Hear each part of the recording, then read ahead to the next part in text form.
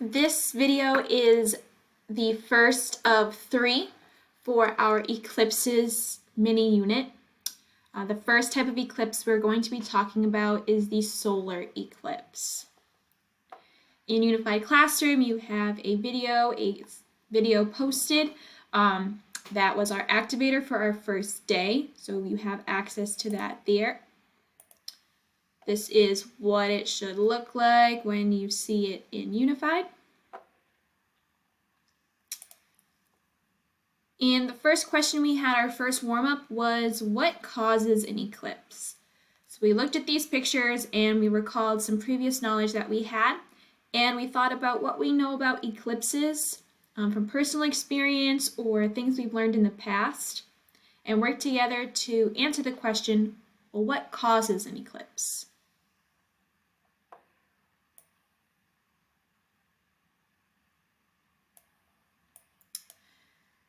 During our first session, we learned about getting to Microsoft Whiteboard. So I'm just going to show you the instructions for Microsoft Whiteboard. This is a tool that we can use for drawing pictures. So if you are watching this video, it's still in quarter 1, so it's before Friday the 13th, and you haven't done your project yet, do the visual on the computer via Whiteboard or Paint and send that to me.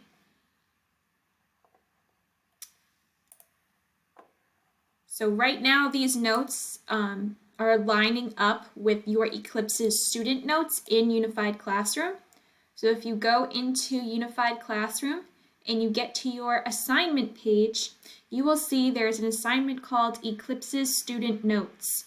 So you're going to want to pause this video, find that assignment, Eclipse's Student Notes, inside of Unified Classroom, and then follow along. In your notes, you will see that there is a 1 and a line. So when you look at the PowerPoint, you're going to see a 1 in bold words or a 2 in bold words. So those are the words you're going to need to type into the blank spot. So in our first day of lessons, we learned that eclipses happen when the Earth, Sun, and Moon line up. And they line up in a perfect line. This makes a shadow of one following the other. So when we view an eclipse, what we're viewing is a shadow.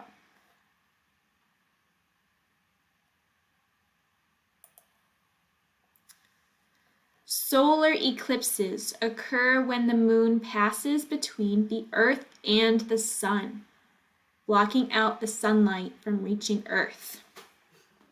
So if we look at our model, we have our Sun, and then our moon. I wish I had more hands. We have our sun, our moon, and then our earth, right? And because I don't have enough hands, really, we would see that the sun is further away from the moon and earth, and the moon is much closer to the earth. So we have this configuration, sun, moon, earth, when we're talking about a solar eclipse.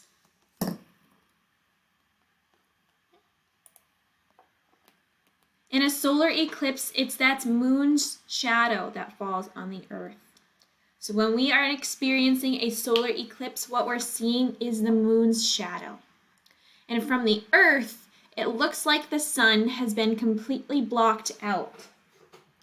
So just for the purpose of having the same shape, if we say that this softball is the sun and this right here is our moon, we can see that they are not the same size. The moon is much, much smaller than the softball, than our sun.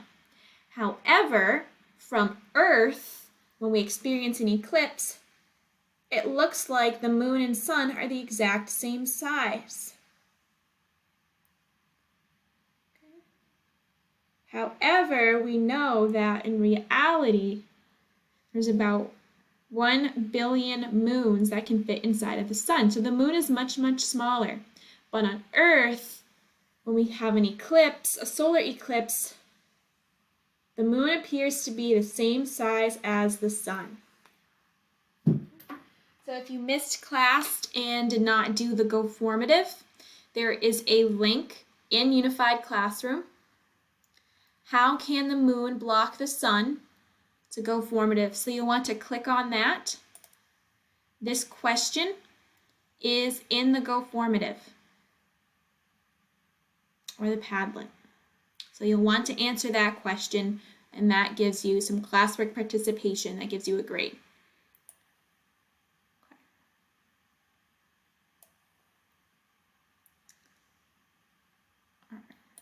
So that was just about all we talked about on that specific day. On the next day of solar eclipses, we started off with the solar eclipse song. Now we'll make sure that is in Unified Classroom as well, so you will be able to view that.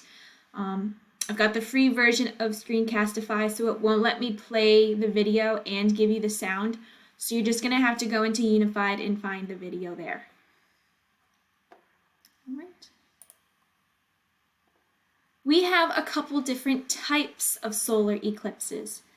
So we learned that a solar eclipse, we've got the sun, and then the moon, and then the earth.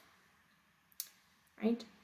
So there are two types of solar eclipses that we can experience. A total solar eclipse, which is this part of the picture here. And it occurs if you are in the exact spot within this thing called the umbra. And in the next video, you'll learn more about the umbra. Our next type of solar eclipse is a partial solar eclipse. And that is depicted here on this side of the picture, where only part of the sun is being blocked by the moon. And it's visible when you are within the penumbra.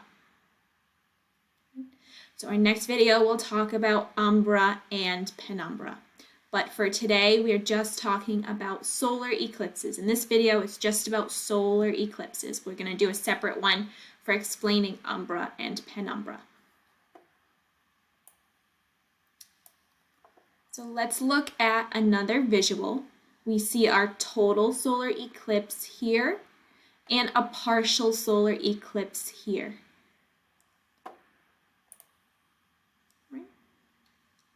And here is an actual model, right? A model doesn't have to be things, it can be a picture. And it shows us the order again. We've got the sun, and then the moon, and then the earth. And we can see that right here we've got some shadows. We have that smaller cone, which is where you'll be able to see the total eclipse. And then we've got this wider cone. If you're in the wider cone, you'll be able to experience a partial eclipse.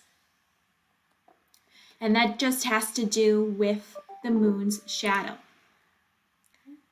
And remember that the moon is going around the earth. The moon is orbiting the earth. So those shadows are going to move as the moon travels around the earth. It travels very slowly, so only half of Earth is going to be experiencing that eclipse. But remember that these shadows are going to be slowly moving because the moon is also moving around the earth.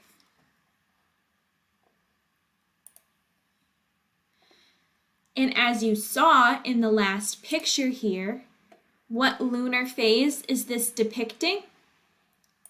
It's depicting a new moon. So a solar eclipse can only happen when we are experiencing the new moon.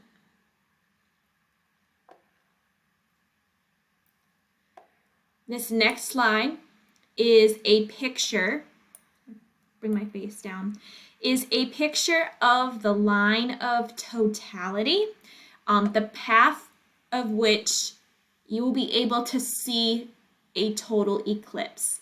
And this is the example, this red line is the path of the total eclipse during 2017's Great Solar Eclipse.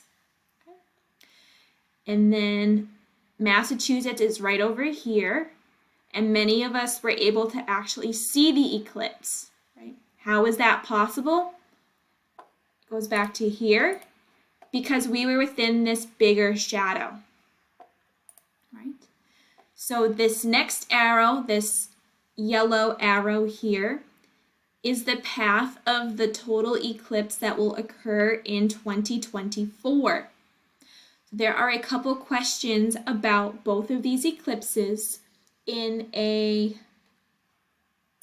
let me just double check, in a Microsoft form. So what's going to happen is that you are going to have to go into Unified Classroom, go to Classwork 11-9, Path of Totality, and you're going to have to answer those questions. That was also another graded assignment. Okay? So that is all we talked about for the great solar eclipses. So there's videos posted. There are 2 things to have done in Unified Classroom: the path of totality and how can the moon block the sun. So those 2 assignments also need to be completed. And the next video is going to be all about the umbra and penumbra.